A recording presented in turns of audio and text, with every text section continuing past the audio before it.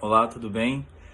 O grupo é composto por mim e pelo Pedro, e nesse trabalho nós vamos falar sobre um pouco sobre a experiência prática sobre a taxa de transpiração de plantas C3 e C4. Para falar brevemente o que são os tipos de metabolismo, as plantas são divididas em três tipos de metabolismo: C3, C4 e CAM. As plantas C3 elas apresentam um tipo de metabolismo que elas dependem da concentração de CO2 e oxigênio presente na atmosfera para que elas consigam assimilar carbono, para que elas consigam crescer. Ou seja, as plantas C3 elas dependem de ficar o dia inteiro com os estômatos abertos para que consigam essa troca gasosa de oxigênio e CO2. Porém, essas plantas, como o oxigênio está em maior concentração do que o carbono na atmosfera, quem vai fazer essa transformação de assimilação de carbono para crescimento vegetal seria a rubisco. Porém, a rubisco ela pode atuar tanto como oxigenase como uma carboxilase. Ou seja, como na atmosfera a maior concentração é de oxigênio, geralmente quando ela atua como oxigenase, ela não consegue atuar tantas vezes como uma carboxilase e acaba atuando como uma oxigenase. Isso faz com que ela não consiga crescer tanto não tem um desenvolvimento tão rápido de assimilação. Porém, ela atua muito como oxigenase. Quando ela atua como oxigenase, o que vai acontecer? Ela não vai conseguir acumular matéria orgânica para o seu crescimento de forma tão efetiva como as outras plantas de outros metabolismos. Ou seja, para o seu crescimento, ela tem que manter os estômatos abertos para essa troca gasosa acontecer constantemente. Porém, quando ela mantém esses estômatos abertos, é a via onde elas perdem água, que seria pelos estômatos, e também é a via onde é a entrada gasosa, a saída de gases dentro da planta. Então, o que vai acontecer?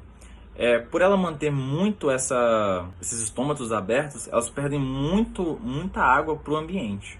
E já as plantas C4, elas apresentam um concentrador de CO2 nelas, que é espacial, que elas acumulam CO2 na bainha da folha. E com isso, elas conseguem fazer que muitas vezes a rubisco atue como uma carboxilase, ou seja, ela tem um mecanismo que faz concentrador de CO2 que faz com que a rubisco atue como uma carboxilase. E esse mecanismo ele é espacial, diferentemente das CAM. A CAM ela apresenta um mecanismo também de concentrador de CO2, porém esse mecanismo de acúmulo de CO2 ele é temporal, ou seja, durante a parte da manhã ele mantém os seus estômatos fechados, e durante a noite ele abre.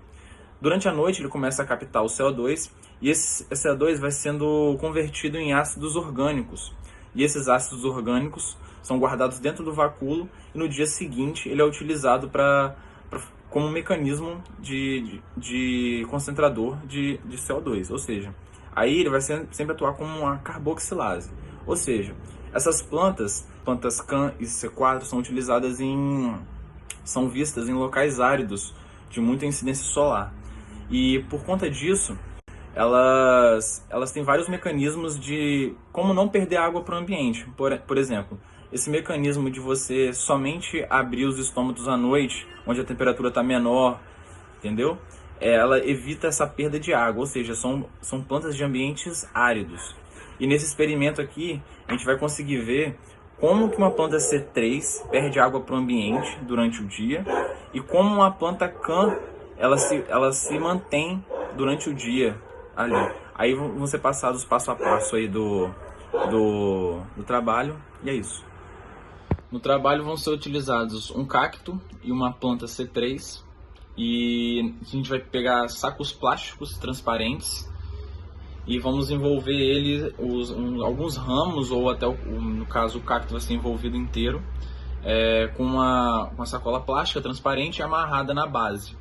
E isso vai ser feito também na planta C3, amarrado um ramo dela, e a gente vai ver a taxa de transpiração. Essa planta ela vai ficar durante o dia exposta cerca de 2 ou 1 hora. Eu deixei 3 horas, mas dentro de 1 hora a gente já obteve resultados. Então fique aí, é esse o experimento, bem simples, mas comprovando aí várias coisas.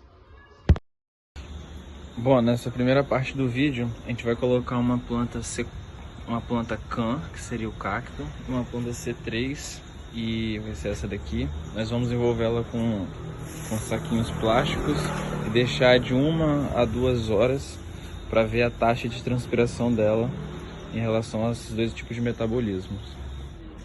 Aí vai ficar dessa forma aqui, o cacto amarrado com a sacola transparente e essa planta aqui também amarrada com a sacola transparente. Aí vai ficar aqui cerca de 2 horas.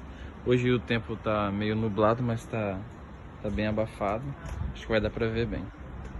3 horas depois. Bom, finalizando o experimento, o saquinho da planta Can, que é o cacto, não tem nada, parece que tá bem sequinha, nenhuma gotícula, nenhuma condensação.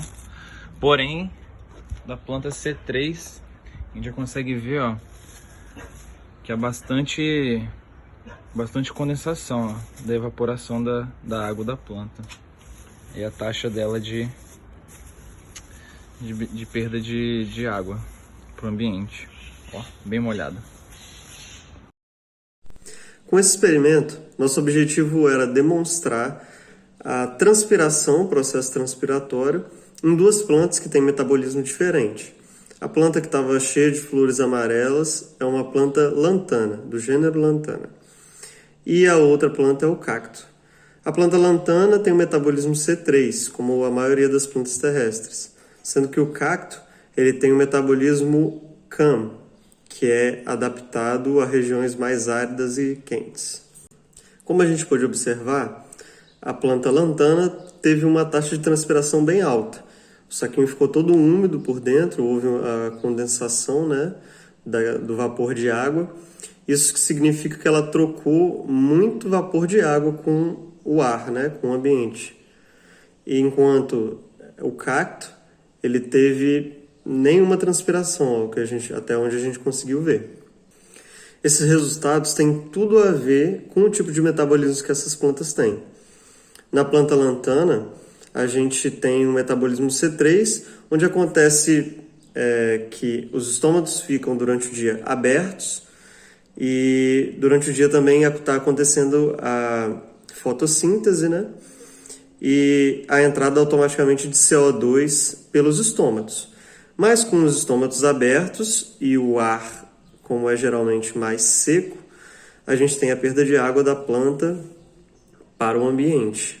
Então, ao mesmo tempo que a gente tem a fotossíntese e a absorção de CO2 para poder ocorrer posteriormente a fixação, a gente também tem a perda de água porque os estômatos ficam abertos. No caso do cacto, a gente observou que não é bem isso que acontece. As plantas com metabolismo CAM não deixam os estômatos abertos durante o dia, e sim durante a noite. Isso permite a elas uma eficiência enorme no uso da água, justamente por elas serem de ambientes mais áridos.